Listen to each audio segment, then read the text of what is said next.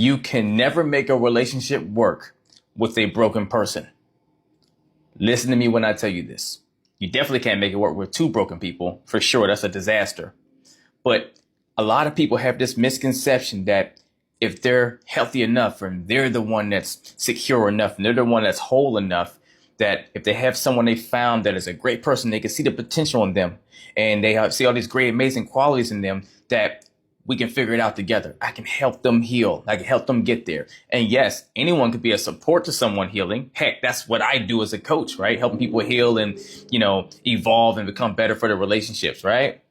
But you're not coaching in a relationship, right? You're there to have a peer of a partner, an equal partner to exist with, be supported by while you support them.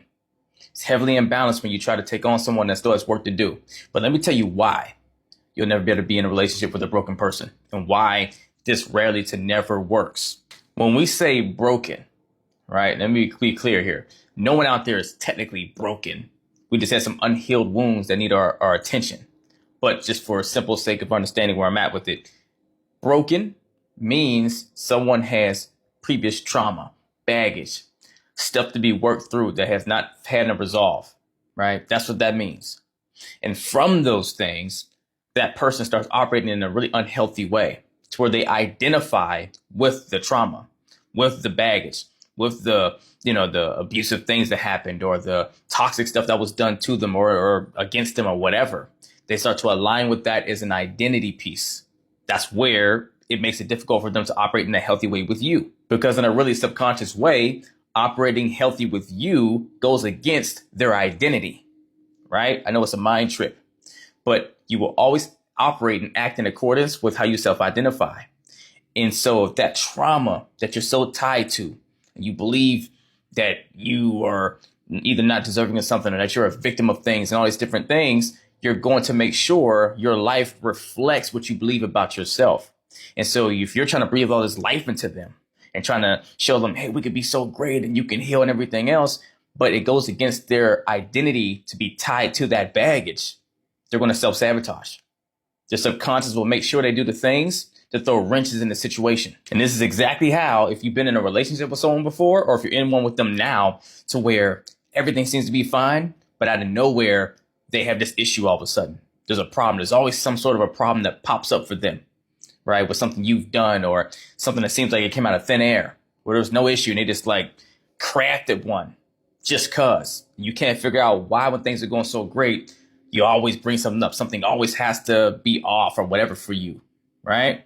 That's because that person subconsciously is trying to make sure their environment matches what they identify with. If they have traumas and baggage that they identify with, they're going to make sure to do everything they can to create that reality in your relationship.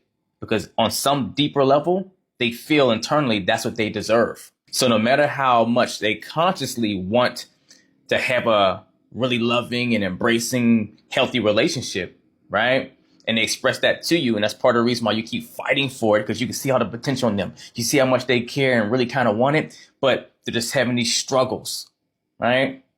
You're noticing that because, yeah, consciously they want it, but they don't internally believe they're deserving of having it. And this is why someone that's in that position will sooner continue to self-sabotage and push away from you, right? Until they ruin the relationship and walk away altogether. But then will find themselves with someone else new that is just as broken or hurt as they are, and they'll fight teeth and nail to stay with that person.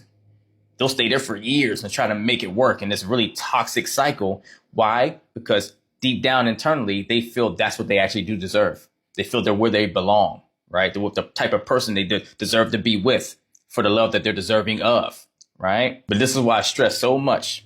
Do not spend your time trying to invest into someone that is not ready, prepared, or healed enough for the love you're looking to offer. And here's the other piece too. If you're looking to fight to be with someone that is that unhealthy in that space of healing, that means you have some more healing to do too. You might be further along in your journey than they are, but you still have some areas to fix and bring to a resolve for yourself, because you're okay being attracted to someone that still has work to do to deserve to be your partner, right? You can be supportive of people all day long. You can be there to be a support system and help them work through that process. But a healthy relationship foundation requires two healthy individuals to come in and be able to hold the weight of that relationship up equally in some regard, right? Whatever that means respectively for your roles in the relationship. But it shouldn't be a thing where you're carrying the load on your back, because now you're just being a teacher or a nurturer and not having an adequate companion to grow with. You're trying to help them grow, which slows your growth down. Don't want to do that to yourself. So if you're in that kind of situation or you're trying to navigate it, reach out to me for coaching. Just DM me coaching and we'll get to work as always. Let's get it.